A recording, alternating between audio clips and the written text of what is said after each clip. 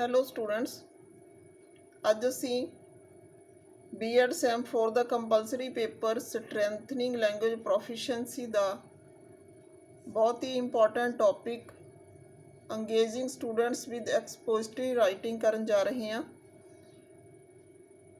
ਇਹ topic BEd ਦੇ ਨਾਲ BA, BEd, BSc, BEd integrated courses ਵਿੱਚ ਵੀ ਕੰਪਲਸਰੀ ਪੇਪਰ ਦਾ ਟੌਪਿਕ ਆ।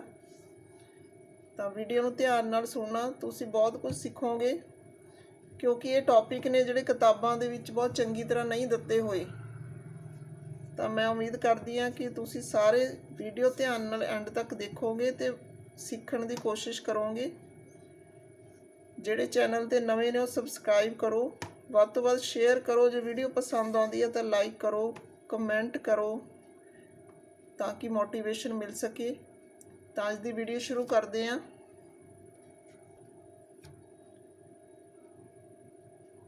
ਸਾਨੂੰ ਪਤਾ ਕਿ ਲੈਂਗੁਏਜ ਜਿਹੜੀ ਸਿੱਖੀ ਜਾਂਦੀ ਹੈ 4 ਸਕਿੱਲਸ ਰਾਹੀਂ ਸਿੱਖੀ ਜਾਂਦੀ ਹੈ, ਜਿਹਦੇ ਵਿੱਚ ਰਾਈਟਿੰਗ ਸਕਿੱਲ ਹੈ ਜਿਹੜੀ ਉਹ ਔਖੀ ਮੰਨੀ ਜਾਂਦੀ ਹੈ ਬੱਚੇ ਨੂੰ ਰਾਈਟਿੰਗ ਸਿਖਾਉਣੀ।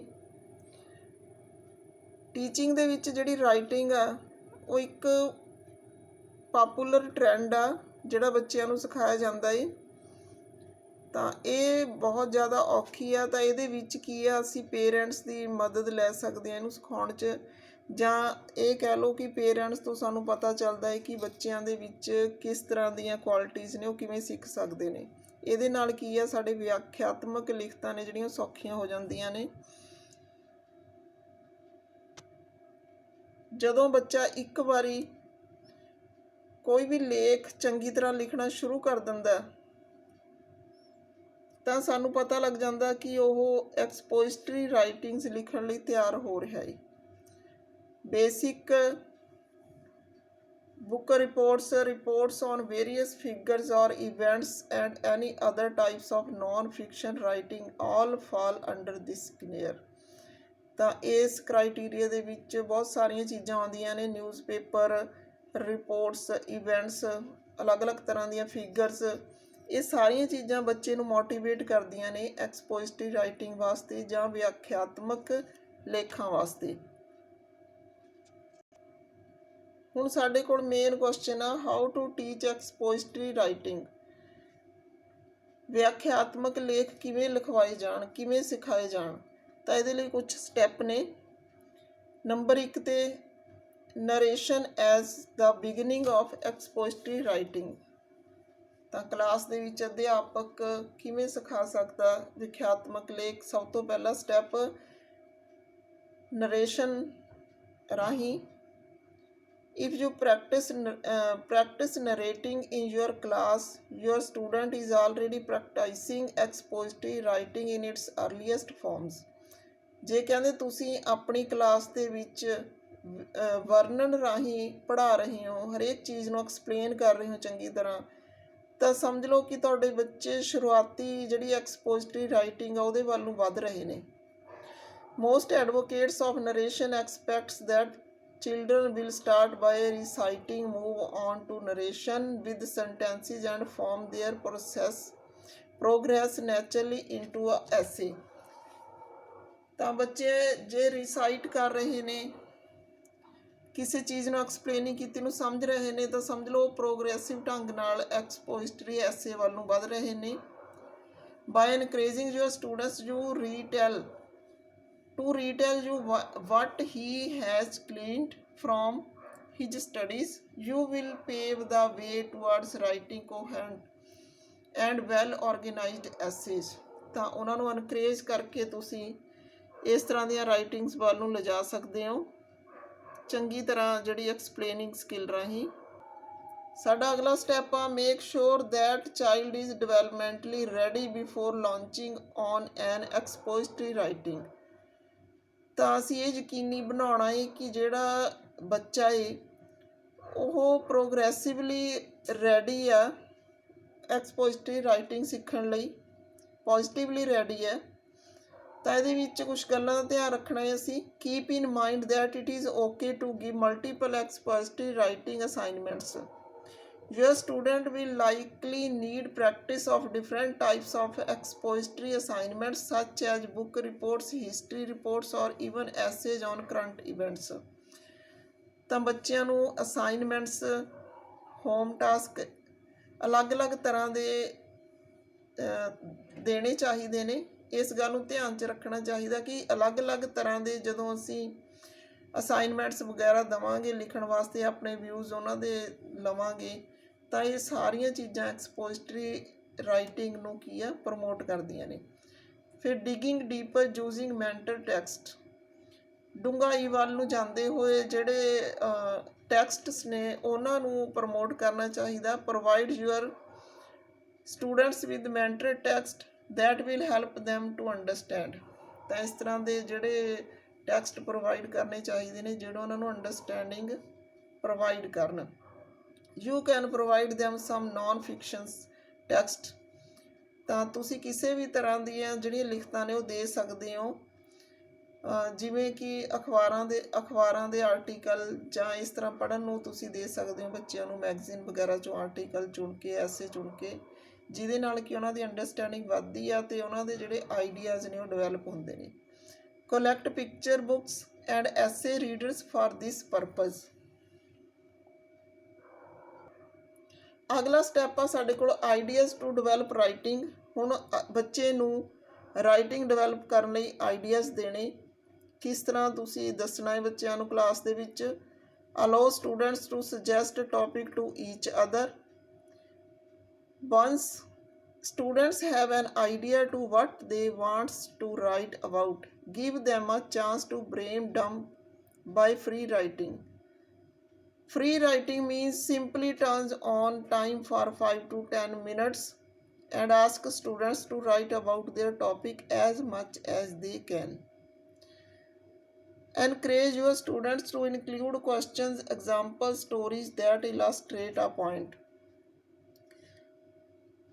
ਬੱਚਿਆਂ ਨੂੰ ਆਪਸ ਦੇ ਵਿੱਚ ਗਰੁੱਪਿੰਗ ਦੇ ਵਿੱਚ ਇੱਕ ਦੂਜੇ ਨੂੰ ਟੌਪਿਕ ਸੁਜੈਸਟ ਕਰਨ ਲਈ ਦਿਓ। ਉਹਨਾਂ ਨੂੰ ਇਸ ਤਰ੍ਹਾਂ ਦਾ ਮੌਕਾ ਦਿਓ ਕਿ ਉਹ ਫ੍ਰੀ ਰਾਈਟਿੰਗ ਦੇ ਦੌਰਾਨ ਆਪਣੇ ਜਿਹੜੇ ਆਈਡੀਆਜ਼ ਨੇ, ਨਵੇਂ ਆਈਡੀਆਜ਼ ਉਹ ਕਲੈਕਟ ਕਰ ਸਕਣ। 5 ਤੋਂ 10 ਮਿੰਟ ਦਾ ਸਮਾਂ ਜਿਹੜਾ ਉਹਨਾਂ ਨੂੰ ਦਿਓ ਕਿ ਜਿੰਨਾ ਲਿਖ ਸਕਦੇ ਨੇ ਉਹਨਾਂ ਲਿਖਣ। ਇਸ ਤਰ੍ਹਾਂ ਨਾਲ ਜਿਹੜੇ ਸਟੂਡੈਂਟਸ ਨੇ ਉਹਨਾਂ ਨੂੰ ਇਸ ਤਰ੍ਹਾਂ ਇਨਕਰੇਜ ਕਰੋ ਕਿ ਉਹ ਆਪਣੇ ਲਿਖਣ ਦੇ ਪੁਆਇੰਟਸ ਨੇ ਜਿਹੜੇ ਉਹਨਾਂ ਨੂੰ ਇਲੈਬੋਰੇਟ ਕਰਨ ਲਈ ਐਗਜ਼ਾਮਪਲਾਂ ਜਾਂ ਕੁਐਸਚਨਿੰਗ ਇਸ ਤਰ੍ਹਾਂ ਨਾਲ ਉਹ ਇਲੈਬੋਰੇਟ ਕਰ ਸਕਦੇ ਨੇ ਉਹਨਾਂ ਨੂੰ। ਅਗਲਾ ਸਟੈਪ ਹੈਗਾ summarising. Writing a summary or writing an expository is not same thing. ਅਸੀਂ ਕਹਿੰਦੇ ਹਾਂ ਕਿ ਸਮਰੀ ਬਣਾਉਣਾ ਅਤੇ ਐਕਸਪੋਜ਼ਿਟਰੀ ਰਾਈਟਿੰਗ ਦੋਨੇ ਸੇਮ ਥਿੰਗ ਨਹੀਂ ਹੈਗੀਆਂ, ਕਿਉਂਕਿ ਸਮਰੀ ਜਿਹੜੀ ਆ ਉਹ ਸ਼ਾਰਟ 'ਚ ਹੁੰਦੀ ਆ ਅਤੇ ਐਕਸਪੋਜ਼ਿਟਰੀ ਰਾਈਟਿੰਗ ਹੁੰਦੀ ਆ ਜਿਹੜੀ ਉਹ ਡਿਟੇਲ 'ਚ ਹੁੰਦੀ ਆ। A summary is precursor to expository writing. Make sure that your student can write summarize that. ਤਾਂ ਜਿਹੜੀ ਸਮਰੀ ਆ ਉਹ ਪ੍ਰੀ ਫੇਜ਼ ਆ ਐਕਸਪੋਜ਼ਿਟਰੀ ਰਾਈਟਿੰਗ ਦਾ। ਤਾਂ ਇਹਦੇ ਵਿੱਚ ਕੀ ਆ, ਰੀਟੇਲ ਸਿਗਨੀਫਿਕੈਂਟ ਡਿਟੇਲਸ। ਦੇਖੋ ਕਿ ਤੁਹਾਡੇ ਬੱਚੇ ਮਹੱਤਵਪੂਰਨ ਜਾਣਕਾਰੀ ਦੇ ਰਹੇ ਨੇ। Are organized with the topic, sentence ਔਰ ਸਪੋਰਟਿੰਗ ਡਿਟੇਲਸ, ਕਿ ਜਿਹੜੇ ਉਹਨਾਂ ਦੇ ਟੌਪਿਕ ਨੇ ਆਰਗੇਨਾਈਜ਼ਡ ਨੇ ਸੈਂਟੈਂਸਿਸ ਨਾਲ, ਸਪੋਰਟਿੰਗ ਡਿਟੇਲਸ ਨਾਲ, ਅਤੇ ਵਧੀਆ ਟੌਪਿਕ ਆ ਉਹਨਾਂ ਦਾ। ਇਗਨੋਰ ਇਨਸਿਗਨੀਫਿਕੈਂਟ ਡਿਟੇਲਸ, ਦੇਖੋ ਕਿ ਉਹਨਾਂ ਨੇ ਜਿਹੜੀ ਘੱਟ ਮਹੱਤਵਪੂਰਨ ਜਾਣਕਾਰੀ ਆ ਉਸ ਨੂੰ ਇਗਨੋਰ ਕੀਤਾ ਹੋਇਆ। 5ਵਾਂ ਪੁਆਇੰਟ ਹੈਗਾ ਫਾਈਂਡਿੰਗ ਦਾ ਮੇਨ ਆਈਡੀਆ। ਸਮਰਾਈਜ਼ ਕਰਨ ਤੋਂ ਬਾਅਦ ਮੇਨ ਆਈਡੀਆ ਫਾਈਂਡ ਕਰਨਾ ਕਿ ਤੁਸੀਂ ਜੋ ਰਾਈਟਿੰਗ ਲਿਖੀ ਆ ਉਹਦਾ ਸੈਂਟਰ ਆਈਡੀਆ ਕੀ ਆ, ਕੀ ਤੁਸੀਂ ਕਹਿਣਾ ਚਾਹੁੰਦੇ ਹੋ, ਮੇਨ ਗੱਲ ਕੀ ਆ ਤੁਹਾਡੀ। ਤਾਂ ਇਸ ਲਈ ਕਿਉਂਕਿ ਬੱਚੇ ਨੇ ਜਿਹੜੇ ਉਹ ਇੱਕ ਪੋਰਸ਼ਨ ਨੂੰ ਜ਼ਿਆਦਾ ਖਿੱਚ ਲੈਂਦੇ ਨੇ, ਟਾਈਮ ਮੈਨੇਜਮੈਂਟ ਹੁੰਦੀ ਨਹੀਂ ਉਹਨਾਂ ਕੋਲ, ਉਹਨਾਂ ਦੇ ਆਈਡੀਆਜ਼ ਵੱਧ ਹੁੰਦੇ ਨੇ ਤਾਂ ਲਿਖਣ ਦਾ ਢੰਗ ਘੱਟ ਹੁੰਦਾ। ਤਾਂ ਇਸ ਲਈ ਅਸੀਂ ਕੀ ਕਰਨਾ ਹੈ, ਅਸੀਂ create an idea web with the center idea being the topic students want to write about. ਇੱਕ ਆਈਡੀਆ ਵੈਬ ਤਿਆਰ ਕਰਕੇ ਬੱਚਿਆਂ ਨੂੰ ਅਸੀਂ ਪ੍ਰੋਵਾਈਡ ਕਰਨਾ ਹੈ, ਜਿਹਦੇ ਨਾਲ ਕਿ ਉਹ ਜੋ ਕੁਛ ਲਿਖਣਾ ਚਾਹੁੰਦੇ ਨੇ ਉਹ ਸਹੀ ਢੰਗ ਨਾਲ ਲਿਖ ਸਕਣ। Once the web starts growing up, students can see the topic can narrow down. ਜਦੋਂ ਤੁਹਾਡਾ ਜਿਹੜਾ ਵੈਬ ਸਟਾਰਟ ਹੁੰਦਾ ਏ ਵੱਧਦਾ ਏ ਅੱਗੇ ਨੂੰ, ਤਾਂ ਬੱਚਿਆਂ ਦਾ ਟੌਪਿਕ ਆ ਜਿਹੜਾ ਉਹ ਨੈਰੋ ਹੁੰਦਾ ਜਾਂਦਾ, ਜਾਂ ਕਹਿ ਲਓ ਕਿ ਆਪਣੀ ਸ਼ੇਪ ਦੇ ਵਿੱਚ ਆਉਂਦਾ ਜਾਂਦਾ ਏ। 6ਵਾਂ ਪੁਆਇੰਟ ਆ ਸਾਡੇ ਕੋਲ ਦਾ ਰਾਈਟਿੰਗ ਪ੍ਰੋਸੈਸ। ਹੁਣ ਮੇਨ ਪ੍ਰੋਸੈਸ ਜਿਹੜਾ ਹੈ ਰਾਈਟਿੰਗ ਦਾ, ਇਹਦੇ ਵਿੱਚ ਅੱਗੇ 3 ਪੁਆਇੰਟਸ ਨੇ। ਪ੍ਰੀ ਰਾਈਟਿੰਗ ਦੇ ਵਿੱਚ you can allow students to choose their own topic. ਤਾਂ ਰਾਈਟਿੰਗ ਤੋਂ ਪਹਿਲਾਂ ਦਾ ਫੇਜ਼ ਆ ਇਹ, ਜਿਹਦੇ ਵਿੱਚ ਤੁਸੀਂ ਬੱਚਿਆਂ ਨੂੰ ਆਪਣਾ ਟੌਪਿਕ ਚੁਣਨ ਲਈ ਆਗਿਆ ਦੇ ਸਕਦੇ ਹੋ। Provide students lots of time to experiments with different topics. ਬੱਚਿਆਂ ਨੂੰ ਵੱਧ ਤੋਂ ਵੱਧ ਸਮਾਂ ਦਿਓ ਤਾਂ ਕਿ ਉਹ ਅਲੱਗ-ਅਲੱਗ ਟੌਪਿਕਸ ਨੂੰ ਦੇਖ ਕੇ ਅੱਗੇ ਉਹਨਾਂ 'ਤੇ ਤਜਰਬੇ ਕਰ ਸਕਣ। Consider allowing students to generate multiples of ideas what they had like to write about. ਬੱਚਿਆਂ ਨੂੰ ਆਗਿਆ ਦਿਓ, ਬੱਚਿਆਂ ਨੂੰ ਸਲਾਹ ਦਿਓ ਕਿ ਉਹ ਵੱਧ ਤੋਂ ਵੱਧ ਆਈਡੀਆਜ਼ ਜਨਰੇਟ ਕਰਨ, ਬਣਾਉਣ, ਜਿਹੜੇ ਟੌਪਿਕ 'ਤੇ ਉਹ ਲਿਖਣਾ ਚਾਹੁੰਦੇ ਨੇ। Encourage students to try a variety of pre-writing activities before setting their topic।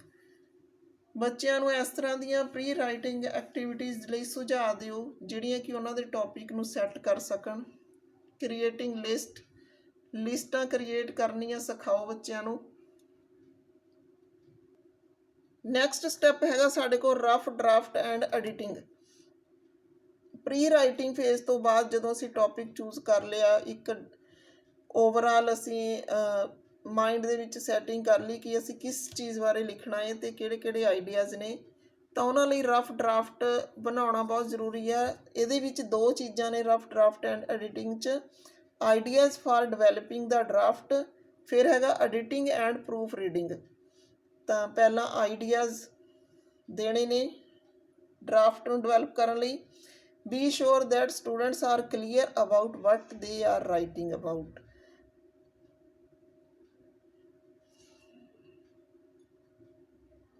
Have them write their thesis statement on an index card or top of each page. Ask students to look up steps. They can create a follow chart and they will them visually the order their writing is going to take. फिर हैगा जी editing and proofreading the portion. When students have a draft, they can start working on editing. You can help this process by reviewing drafts. You can differentiate your instructions by using feedback sheets that will direct their writing. What can go wrong and how to fix it? Students often forget the purpose of their writing।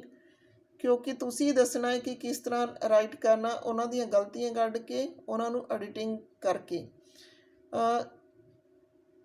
Students cannot control the format. They sometimes forget to provide equal time to all parts of essay. Fix this using graphic organizers to help students see the parts of their essay. Last ਸਾਡੇ ਕੋਲ ਦਾ final ਐਕਸਪੋਜ਼ਿਟਰੀ ਐਸੇ ਆ। ਇੱਥੇ final ਹੋ ਜਾਂਦਾ ਤੁਹਾਡਾ ਐਸੇ। ਐਸੇ ਹੈਜ਼ 1 ਓਵਰਆਲ ਟੌਪਿਕ। ਤਾਂ ਇੱਥੇ ਸਾਡੇ ਕੋਲ ਸ਼ੋਰ ਆ ਕਿ ਐਸੇ ਦਾ ਇੱਕ ਹੀ ਓਵਰਆਲ ਟੌਪਿਕ ਆ ਟੌਪਿਕ ਸਟੇਟਮੈਂਟ ਆ। ਗੁੱਡ ਸਪੋਰਟਿੰਗ ਪੁਆਇੰਟਸ ਨੇ।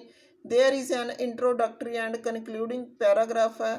ਵੇਰੀਡ ਸੈਂਟੈਂਸਿੰਗ ਹੈ। ਕਲੀਅਰ ਲੈਂਗੁਏਜ ਆ focused topic which is not too broad.